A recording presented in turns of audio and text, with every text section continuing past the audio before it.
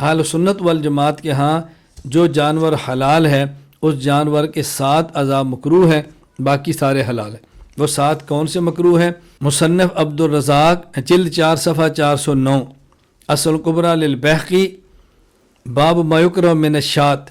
حضرت مجاہد فرماتے ہیں رسول اکرم صلی اللہ علیہ وسلم نے یکرہ من الشاۃ سبعاً، بکری کے 7 اعضاء کھانے کو ناپسند سمجھا۔ نمبر 1 الدم، خون، اس خون سے مراد ہے دم مسفوح، یعنی جب ذبح کرتے وقت جو رگوں سے خون نکلتا ہے یہ وہ خون مراد ہے۔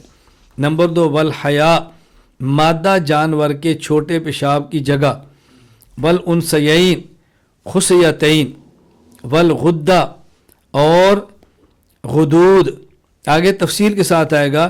غدود سے مراد ہے جانور کے کسی بھی جگہ پہ کچھ گوشت جم جاتا ہے اور ایک غدود سی بن جاتی ہے۔ والذکر، اور نر جانور کے چھوٹے پیشاب کی جگہ، والمثانۃ، اور مثانہ، والمرارۃ، اور پتا، یہ 7 اعضاء کا کھانا رسول اکرم صلی اللہ علیہ وسلم نے مکروہ فرمایا۔ یہاں بھی غیر مقلدین کا اختلاف ہے۔ اب دیکھو غیر مقلدین کہتے ہیں نہیں، صرف دم مسفوح اس کا کھانا تو ٹھیک نہیں ہے، اس کے علاوہ حلال جانور کا ہر عضو کا کھانا حلال ہے۔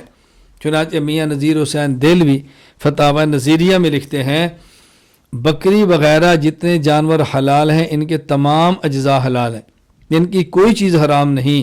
ہاں دم مسفوح البتہ حرام ہے کہ اس کی حرمت صریح قرآن مجید میں آئی ہے، اس کے سوا باقی اور تمام چیزیں حلال ہیں کیونکہ ان کی حرمت ثابت نہیں۔ اس وجہ سے کہ شریعت نے حلال جانور کو حلال کر دیا تو ہمارے لیے اس کے تمام اجزاء حلال ہیں۔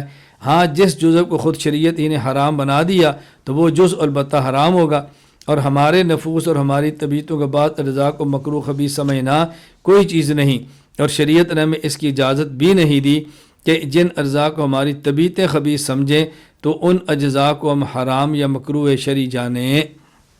یہ ہے ان کا موقف۔ یعنی غیر مقلدین یہ کہتے ہیں کہ نہیں، ان کے صرف دم مسفوح حرام ہے، مکروہ ہے، اس کے علاوہ حلال جانور کے تمام اعضاء حلال ہیں۔ یہاں میں یعنی عجیب بات یہ ہے کہ میاں نذیر حسین دہلوی یہ بات لکھ رہے ہیں کہ اگرچہ طبیعت ان کو پسند نہیں کرتی لیکن طبیعت کوئی دلیل نہیں ہے کہ ہم طبیعت کی بنیاد پہ کسی چیز کو حلال یا حرام کہیں۔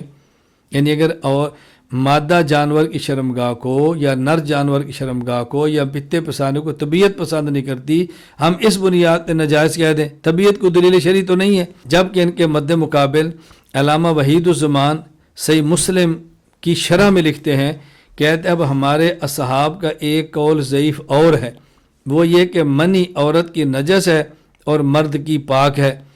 ایک قول اس سے بھی زیادہ ضعیف یہ ہے کہ دونوں کی منی نجس ہے، اور ٹھیک یہی ہے کہ مرد اور عورت دونوں کی منی پاک ہے، اور جب منی پاک ہوئی تو اس کا کھانا درست ہے یا نہیں، اس میں 2 قول ہیں۔ صحیح یہ ہے کہ درست نہیں کیونکہ طبیعت اس سے گھن کرتی ہے۔ دیکھو یعنی میاں نذیر حسین دہلوی کہتے ہیں ہم ان اعضاء کو اس لیے مکروہ نہیں کہہ سکتے کہ طبیعت پسند نہیں کرتی، طبیعت تو دلیل نہیں ہے۔ اور وحید الزمان کہہ رہے ہیں کہ باوجود اس کے مرد اور عورت کے منی پاک ہے لیکن کھانا اس لیے ٹھیک نہیں کہ طبیعت اسے گھن کرتی ہے۔ یعنی ایک عالم طبیعت کو دلیل بنا رہا ہے اور دوسرا عالم طبیعت کو دلیل بنانے کے لیے تیار نہیں، تو نہ ماننے پر آئے تو اجماع کو بھی دلیل نہ مانے، اور ماننے پر آ جائے تو طبیعت کو دلیل بنا لے۔ کتنی عجیب بات ہے۔